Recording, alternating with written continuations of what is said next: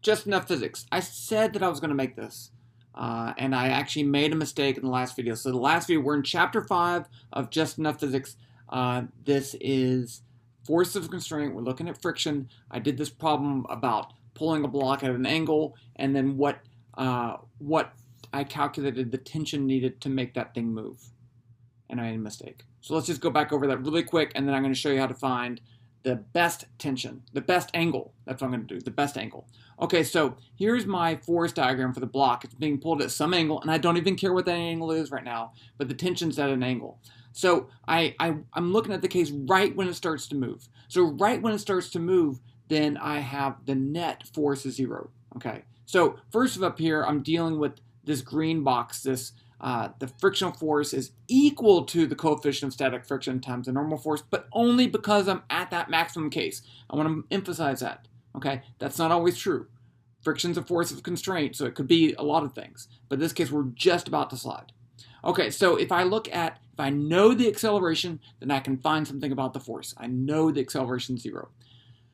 Okay, so this first equation is the net forces in the x direction. So I have a part of the tension force, right? Part of that, t cosine theta in the x direction. And then I have the friction pulling in the negative x direction. For the y direction, I have the normal force, a component of the tension. See, now the tension is doing both. It's pulling in the x and the y. And then I have gravity pulling down. So if I look at just the x, let's do the y first. The y equation solve this for n. Okay, I need that normal force because I need that to calculate the friction. And remember, normal force is a force of constraint. You can't just write an equation for it. And here I get n equals mg minus t sine theta. N is not mg. Just letting you know. It's not. Okay. Sometimes it is, but a lot of times not. Okay, so then I have an expression for n.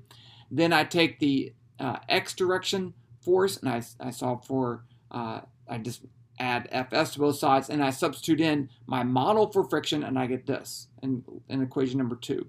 Now in equation number 3, I just substitute in my expression for the normal force from equation 1, and I get this, equation number 3. Now I'm trying to solve for tension. So I have tension on the left, tension on the right. I move both the tensions to the right, factor it out, and then I divide both sides by that thing, and I get this expression. In the problem, I had a minus sign, and I don't know why. I made a mistake. It was my fault. It was late.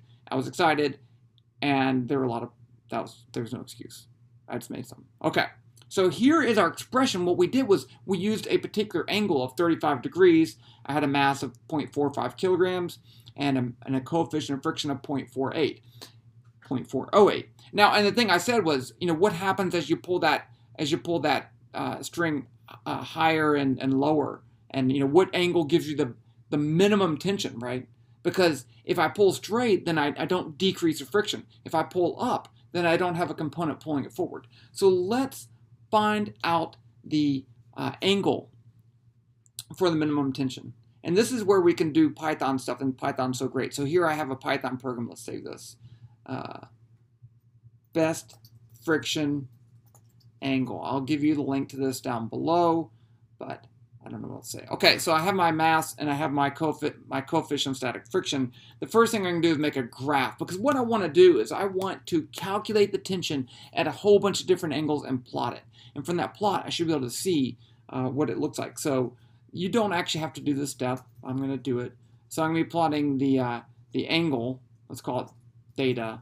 And I like degrees. I just think better in degrees, and we'll have to convert. And then on the vertical axis, I'm gonna plot the tension in newtons.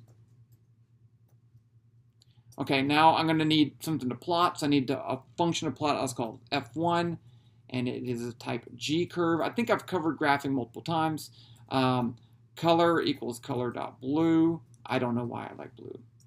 Okay, so, I need G equals 9.8, and this is the magnitude of G. Okay. So, what now? Okay, so I'm going to start with a theta. Let's start with theta equals 0. And then how much do I increase the theta by each time I calculate it?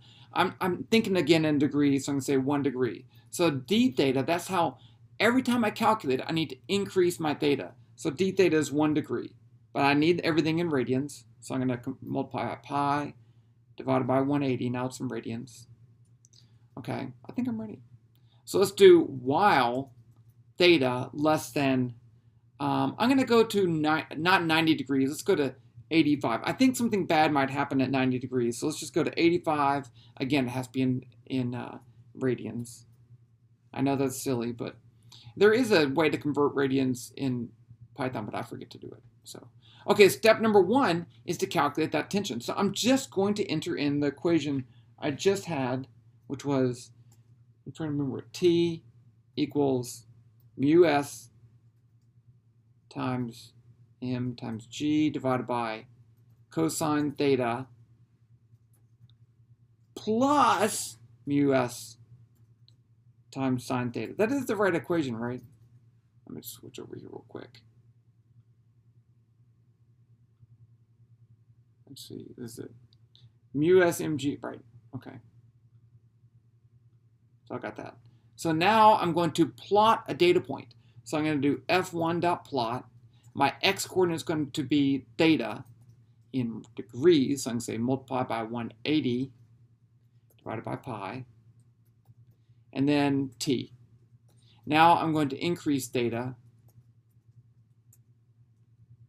And that's it. Okay, let's see what happens. Save it. Run it. Look at that. Okay, so what angle gives me the lowest tension to pull it? So not 0, because see at 0 I need 1.18, and that is actually the same answer we got before. But if I go down here to about right there, at 22.3 degrees, it's 1.65 newtons to pull it. So I actually pull with less force. And you see here that this blows up. Well, it doesn't blow up quite bad. I think this, if it goes to 90, it does go to infinity, I would think, because it would take infinite to pull. No, maybe not. Let's go to 89. Let's just see what happens. I'm not sure. No. Okay, let's go to 90. Let's go all the way. Huh. So at 90 degrees, you're pulling straight up. And I guess this is the weight of the block. Yeah, that's the weight of the block, and you're actually lifting it, and there's no friction. And that is acceleration 0. Okay, so that's good. So now you can play around with this. You can change the coefficient of friction. Do I get a different angle? Let's just do that. 0.2. If it's less friction, what happens to that angle? See, the angle is really, really small, right? Because I really don't need to pull it that hard. What if it's a high friction, like 0.7? Then you see, look at that. Okay, I'm pretty happy. Let's put it back at the rate, 408, save it. I'll include this link down below, and there you go. Like, subscribe, share with others. Peace out. Talk to you guys later. More physics, more friction. We'll see you.